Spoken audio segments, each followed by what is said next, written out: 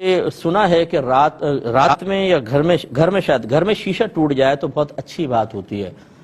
تو یہ سب بیکار باتیں ہماری وہ خواتین کی باتیں ہیں جی. یہ ٹوٹ جائے تو ایسا ہو جائے گا، یہ ہو جائے تو ایسا ہو جائے گا.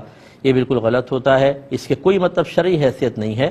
اگر اچھا ہوتا تو میں نے ویسی مزاحن یہ بات کی تو پھر آپ پتھر لے کے سارے گھر کے شیشے توڑ دیں، بہت اچھی بات ہے. اگلے آئے پھر توڑ دیں تاکہ برکتی برکت ہو.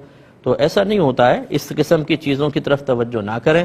بات وہی ہے کہ ہمارا آج کا مسلمان شارٹ کٹ چاہتا ہے. وہ چاہتا ہے بغیر محنت کے مجھے بہت زیادہ مل جائے. وہ ایسی چیزوں کو تلاش کرتے رہتے ہیں. اب انہیں کہیں کہ شیشہ چھوڑنا چھوڑ دو، آپ نماز پڑھیں، قرآن پاک کی تلاوت کریں، آپ گناہ سے بچیں. اوہو مصعب اتنا مشکل کام، کیوں نہ شیشے توڑ کے برکت حاصل کریں.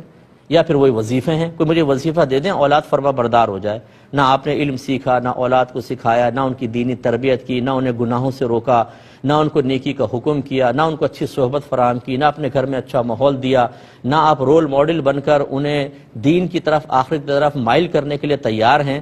ایک وظیفہ دے دیں، ان ساری محنتوں کو ہٹا دیں، ایک وظیفہ دیں، یہ پڑھیں، اور بچے سارے ہاتھ باندھ کے کھڑے ہوں کہ امی جان حکم فرمائیں. بیوی کو طلاق دینی ہے طلاق دے دیں گے، پوری تنخواہ آپ کو دینی ہے دے دیں گے، اپنے فلیٹ، دکانیں، مکان آپ کے نام کرنے ہو دے دیں گے.